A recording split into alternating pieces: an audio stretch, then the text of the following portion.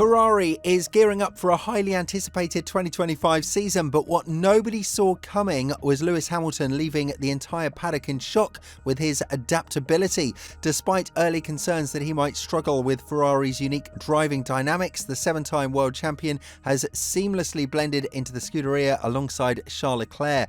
With both drivers displaying remarkably similar driving styles, the question now is, just how far can Ferrari take it this season? The early signs are promising, but the team remains cautious about making any bold predictions. Hamilton's move from Mercedes was nothing short of seismic. After a frustrating 2024 campaign where he was outperformed by George Russell, Hamilton is arriving in Maranello with a point to prove.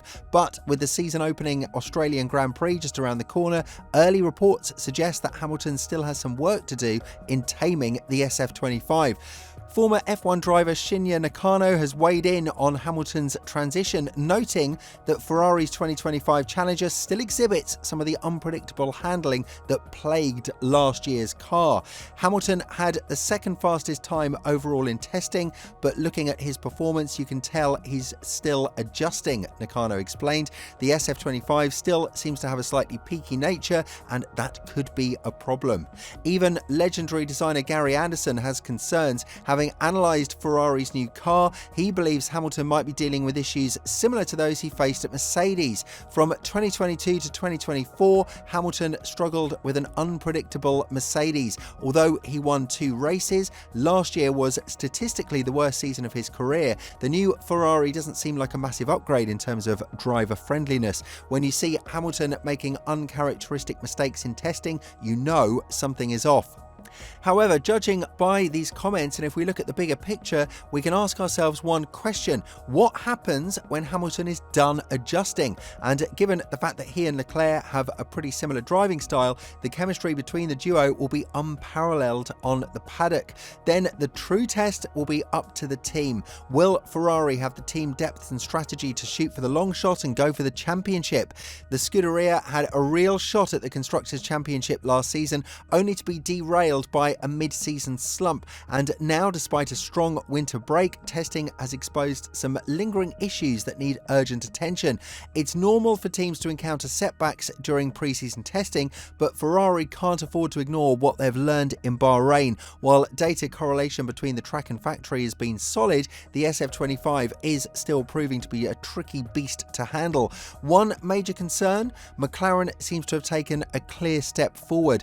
Their MCL-39 looked rock solid throughout testing, particularly in race simulations where its stability and tyre management were standout features. In contrast, Ferrari's SF-25 showed glimpses of pace but struggled with consistency. Charles Leclerc acknowledged that Ferrari still has work to do before the season opener. As much as we focus on ourselves during testing, it's impossible not to notice what others are doing. McLaren looked very strong, but we don't know their exact conditions. Still, we've identified areas where we need to improve. With Lewis Hamilton joining the team, Ferrari needs a car that is predictable and easy to set up. That hasn't always been the case in recent years, and if the SF-25 proves to have a narrow operating window, it could become a serious limitation. Leclerc, as the more experienced Ferrari driver, will have a significant role in shaping the car's development, but even he admits there's plenty of work ahead. We still have a bit of work to do to be ready for Melbourne. That's what we're focusing on now, together with Lewis. Ferrari has placed a huge bet on Hamilton, and his performance will be under the microscope from day one. His pre-season form has been a mixed bag. While his raw pace has been impressive, there are still concerns about how well he can extract the car's full potential. A key issue in Bahrain testing was Ferrari's struggle to optimize the SF-25 setup. The car's performance fluctuated depending on conditions, and the team hasn't yet found the ideal balance. If that continues into the season, it could severely impact their title ambitions. Gary Anderson summed it up perfectly. Hamilton needs a car that gives him confidence. Right now, the SF-25 doesn't look like it's fully there yet. When a driver of Hamilton's caliber is running wide or making minor mistakes, there's a red flag. McLaren, meanwhile, has sent a clear message with their Bahrain performance. They mean business. Their car looked stable, consistent, and easy to drive. If Ferrari doesn't quickly iron out their issues, they risk falling behind before the season even properly begins. Beyond Hamilton's individual performance, the broader question is whether Ferrari can mount a serious title challenge in 2025. Last year, they were arguably the strongest team for most of the season, but let the championship slip away due to strategic missteps and inconsistent race day execution. The SF-25's pace is one thing, but Ferrari's ability to execute flawless race weekends will be just as important. One of the biggest lessons from 2024 was that raw speed isn't enough. Teams need to be operationally perfect to win in modern F1. Team principal Fred Vasseur is optimistic about Ferrari's potential, but admits that execution will be key. We've done our homework over the winter, and we believe we have a strong package, but this season will be about consistency, and we need to maximize every opportunity. Meanwhile, the FIA decided to tighten the leash on flexi wings ahead of the 2025 season, and they're not messing around. Stricter front wing tests will roll out in Spain, but the real fun starts immediately in Australia, where rear wing flexing will face brand new, more aggressive regulations. In a statement, they said, after further analysis at the end of the 2024 season, we're committed to ensuring that bodywork flexibility is no longer a point of contention in 2025. As part of this effort, we're expanding rear wing testing from the start of the season. Translation: the FIA saw some teams bending the rules and decided it was time to step in before things got out of hand. And Ferrari were one of the teams that tested the limit on flexi wings the most.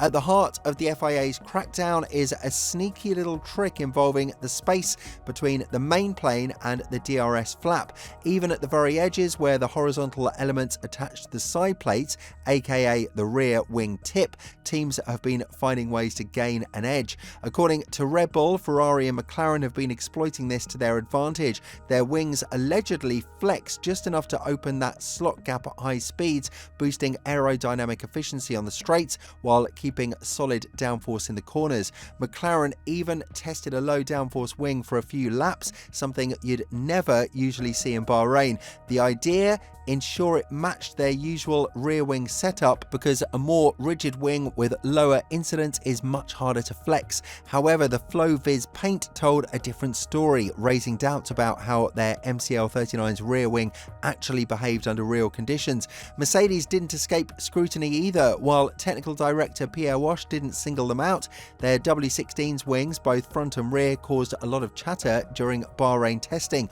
Onboard footage of the rear wing showed noticeable flexing, which could be a game changer. A wing that flexes at high speeds reduces drag, giving the car an extra boost down the straights while still maintaining downforce through the corners. In short, it's free lap time, and the FIA is not happy about it. Ferrari, perhaps anticipating the FIA's wrath, decided to get ahead of the game. During their first 2 days of testing, they ran a deliberate program to check how much their rear wing's outer sections flexed. Why does that matter? Because that's exactly where the FIA's new, more aggressive deflection tests will focus. And just to make sure they gathered enough data, Ferrari plastered their SF-25 with specialized stickers designed to capture flexing in action. And here's where things get even more intense. The FIA isn't just relying on static load tests anymore. Oh no, they've updated their technical directive TD034 to include a new set of visual monitoring tools set to debut in Australia. What does that mean? High-resolution FIA cameras will be positioned to track rear wing behavior in real time, and special visual markers, similar to the ones seen on front wings during last year's Belgian and Singapore GPs, will be applied to rear wings to make even the slightest flex impossible to hide. In other words, words, the FIA is treating flexi wings like a crime scene investigation. Every team will be under the microscope, and anyone caught bending the rules might just have to rethink their entire aerodynamic philosophy before the season even gets going. For the past decade, the title fight has been about Mercedes versus Red Bull, but in 2025, the narrative is shifting. McLaren's resurgence has made them the team to beat, and Ferrari knows they need to step up if they want to reclaim their former glory. The first true test comes in Melbourne, where Ferrari will get a real sense of where they stand against McLaren and the rest of the field. If they've managed to resolve their setup issues, they could be in for a strong start, but if problems persist, it could be a long and frustrating season for both Hamilton and Leclerc. So what do you think? Can Ferrari deliver a car that allows Hamilton to fight for his 8th title, or will McLaren steal the show? Let us know in the comments, and don't forget to stay tuned for all the latest updates as we head towards the season opener.